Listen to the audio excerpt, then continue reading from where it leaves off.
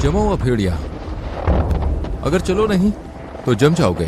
जरा सोचो, एक ऐसा गांव जहां तापमान -71.2 डिग्री सेल्सियस तक गिर जाता है। यहाँ पर यदि आपने थोड़ा समय ज्यादा बाहर बिताया तो शरीर पर फ्रॉस्ट बाइट हो सकता है, हाथ पैर खो सकते हैं या फिर जान भी जा सकती है। क्या फ्रॉस्ट बाइट है?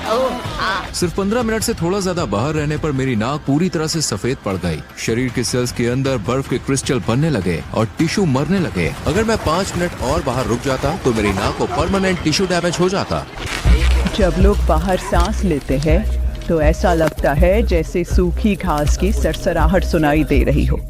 वो आवाज होती है गर्म सांस के बर्फ को क्रिस्टल में बदलने की। मैं धरती की सबसे ठंडी बसी हुई जगह पर हूँ, साल के सबसे ठंडे मौसम में। ये ओमिक्रॉन है। जिंदगी बचाने के लिए मैं 20 से ज्यादा कपड़ों की परतें पहने हुए हूँ, जिनका वजन करीब 14 किलो है। 30 डिग्री सेल्सियस गर्म घर से बाहर कदम रखते ही तापमान में 100 डिग्री से भी ज्यादा गिरावट होती है। इसलिए मैं हाथों में दस्ताने, पैर में बूट, पैंट और कोट पहनता हूँ जो रेनडियर की खाल से बने हैं। और ये भी काफी नहीं होता। अब मैं तुम्हें दिखाने वाला हूँ कि जब बाहर जाना ही जिंदगी की लड़ाई बन जाए तो कैसा महसूस होता है। जैसे ही बाहर निकलते हैं कुछ ही सेकंड्स में पलकें बर्फ से जमने लगती हैं और स्किन में चुभन सी होने लगती है। पूरा गांव ऐसा लगता है जैसे सबने छोड़ दिया हो। मेरी उंगली की टिप ठंड से जल गई। ठंड सिर्फ लोगों और जंगली जानवरों को ही नहीं पकड़ती, ये हर चीज को ठप कर देती है। फोन काम करना बंद कर देते हैं या सीधे बंद हो जाते हैं। बाहर खड़ी कारें कुछ घंटों में पूरी तरह जम जाती है। जमीन हमेशा जमी रहती है, इसलिए यहाँ कोई फल या सब्जी नहीं उगती। हमने मॉस्को से फ्लाइट लेकर पूर्व की तरफ 7 घंटे उड़ान भरी और याकुत्स्क पहुँचे। वहाँ से फिर करीब 18 घंटे और 900 किलोमीटर का रोड ट्रिप किया। अब रात के 2 बजे हैं और हम आखिरकार दुनिया के सबसे ठंडे गांव पहुंच गए। थर्मामीटर -60.5 डिग्री सेल्सियस दिखा रहा है। जब हमने कार से बाहर कदम रखा ऐसा लगा जैसे किसी दूसरे ग्रह पर आ गए हों। नाक के अंदर बाल जम गए थे और हर सांस के साथ वो चुभने लगे। यहाँ की सूखी हवा इतनी तेज है कि हमें लगातार खांसी आने लगी। ओमिक्रॉन में करीब 800 लोग रहते हैं जो 1.5 स्क्वायर किलोमीटर के इलाके में फैले हुए हैं। यहाँ बाहर किसी और को देखना लगभग नामुमकिन है, जैसे मानो इस जगह पर वक्त ही थम गया हो। बहुत ज्यादा ठंड है।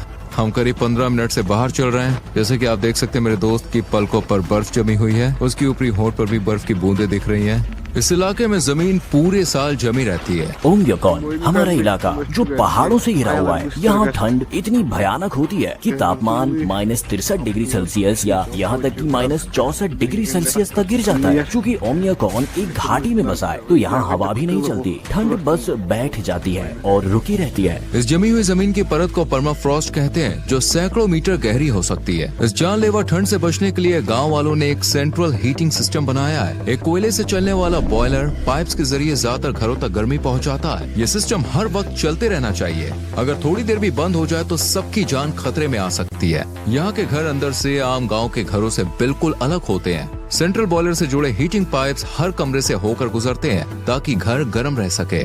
जमी हुई जमीन पर घर बनाने के लिए पहले मोटी लकड़ी की बीम बिछाई जाती है ताकि एक फ्लैट बेस मिल सके। फिर उस पर मेन लकड़ियां लगाई जाती हैं। उसके बाद 30 सेंटीमीटर मोटा सा फ्लोर बिछाया जाता है। फिर इंसुलेशन और लास्ट में फिनिशिंग फ्लोर आता है।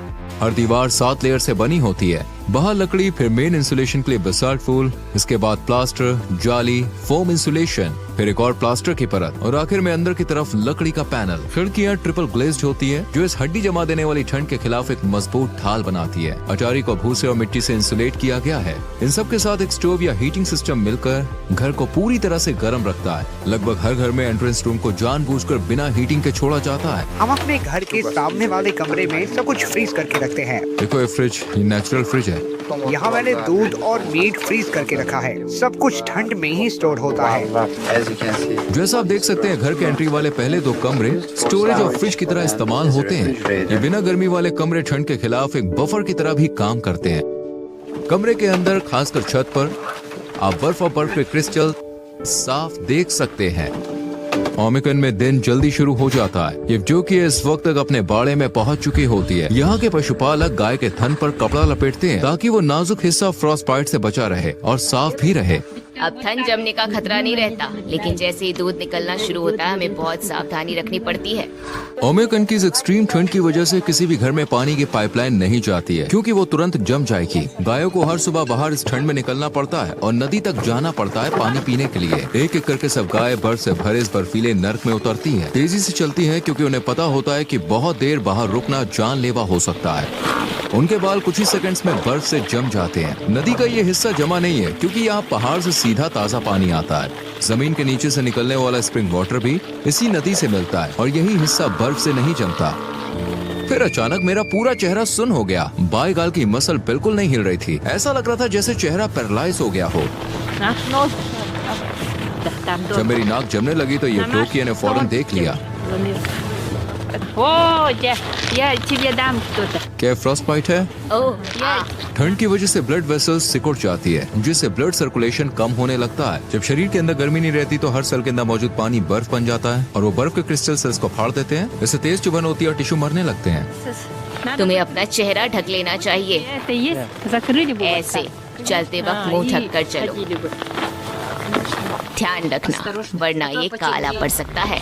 लेकिन जैसे जैसे डॉक्यूमेंट्री आगे बढ़ती गई और तापमान और भी नीचे गिरने लगा, हम अपनी लिमिट्स को पुश कर रहे थे ताकि आपको दिखा सके कि यहाँ जिंदा रहने के लिए असल में क्या क्या करना पड़ता है। अब इस पॉइंट के बाद डॉक्यूमेंट्री शूट खत्म होने तक मैं एक बार में 10 मिनट से ज्यादा बाहर नहीं रह सकता, वरना मेरी नाक जो पहले ही फ्रॉस्ट बाइट का शिकार हो चुकी है वो और खराब हो जाएगी। ये है इलाज, ये एलोवेरा और सिर्फ अल्कोहल है। इसे ऐसे भिगोकर उस हिस्से पर लगाओ जो जम गया है, और हाँ, उसे रगड़ना नहीं, वरना वेसल्स और कैपिलरीज को नुकसान पहुंच सकता है और जख्म बन सकते हैं। फिर येवडोकिया ने अपने राज के काम की शुरुआत की। आंगन में धुले हुए कपड़े टांग कर सिर्फ कुछ ही मिनटों में वो कपड़े पूरी तरह से जमकर सख्त हो गए। उसके सारे कपड़े एकदम जम चुके हैं। मेरे हाथ भी अब जमने लगे हैं।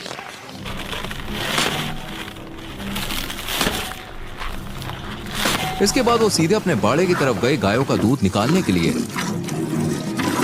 मैं याकुट की गाय पालती हूँ क्योंकि इनका दूध बहुत हाई क्वालिटी का होता है। इनमें फैट कंटेंट 7 से 8% तक हो सकते हैं। जैसे कि आप देख सकते हैं छत पर कुछ बर्फ और बर्फ के क्रिस्टल जमे हुए हैं, लेकिन अंदर का माहौल फिर भी गर्म है।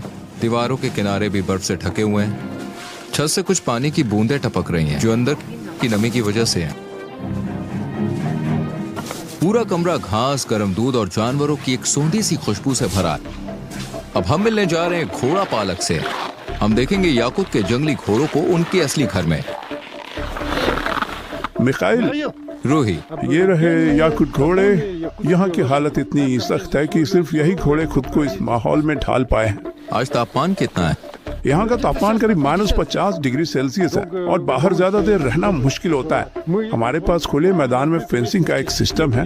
ये घोड़े ज्यादातर खुले में ही चरते हैं। इन याकुटियन घोड़ों को गर्म शेल्टर की जरूरत नहीं होती। ये -70 डिग्री सेल्सियस की ठंड में भी दिन रात खोले में रह सकते हैं। आम घोड़ों की तुलना में ये कद में थोड़े छोटे होते हैं, जो इन्हें सर्दियों में बाहर रहने में मदद करता है। क्योंकि छोटा शरीर मतलब कम एरिया में गर्मी बरकरार रहती है। इनका शरीर काफी फूला हुआ, मोटा और गोल दिखता है। ये इनकी मोटी फर की वजह से है और उनके खुर भी काफी लंबे हैं, जो उन्हें इस जमा देने वाली जमीन पर बहुत देर तक खड़े रहने देते हैं। इन्हें पकड़ा नहीं गया है, इन्हें बस यहाँ खाना खिलाया जाता है। इनका शरीर ही इनका खाना है।